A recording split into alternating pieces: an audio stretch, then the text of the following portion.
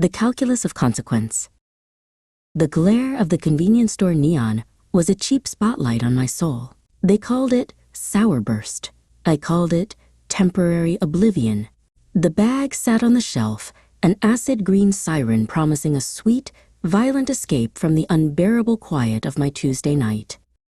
The purchase felt like a pact. The cashier, a ghost in a blue uniform, didn't even look at me. He just scanned the sin, and the plastic bag crinkled a confession in my hand. I walked out into the indifferent, oily street, already tasting the poison.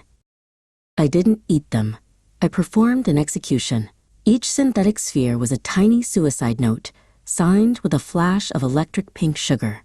"Why stop?" the voice inside whispered. "You deserve the burn. You deserve the consequence." The bag was gone in under 90 seconds. The aftertaste was shame and a metallic, insistent ache. I looked at the crumpled evidence, the empty seeds I had swallowed whole. Seeds are fiber, the naive child thought tried to surface. But I was an adult now. I knew the truth. Seeds are potential, and I had planted doom. I felt the shift first. A dense, unforgiving weight in the very center of me. Not indigestion. This was occupation. A low, subterranean thrumming. A primal drumbeat, echoing the finality of my terrible, petty choice. My body, a stage for the drama of my self-loathing. It began to root, a single, ruthless taproot, silent and blind, seeking anchor in the silt of my poor decisions. It was an invasion, elegant and merciless, a monument to my lack of restraint, growing inside me, a silent, mocking judgment. I couldn't button the old suit. The curve was undeniable now, a perfect, pregnant dome of vegetable consequence.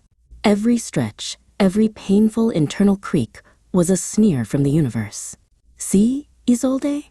This is what you get for wanting something nice." The pressure was a crescendo, a tightness that demanded release. It wasn't a biological urge. It was a cosmic imperative. The universe demanded payment for the candy. The moment of truth was here. I bent double, a silent, theatrical scream trapped behind my teeth.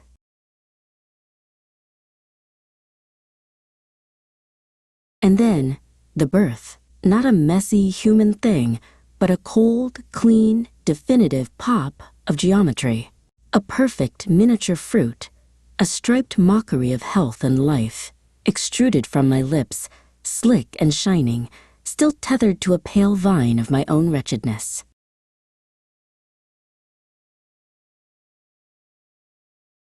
I stared at the fruit of my foolishness, ripe, perfect, meaningless. I had created something, but only through a grotesque, sugary self-sabotage.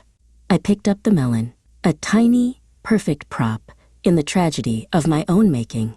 Maybe, I thought, adjusting my collar with exhausted finality, I can use it as a coaster.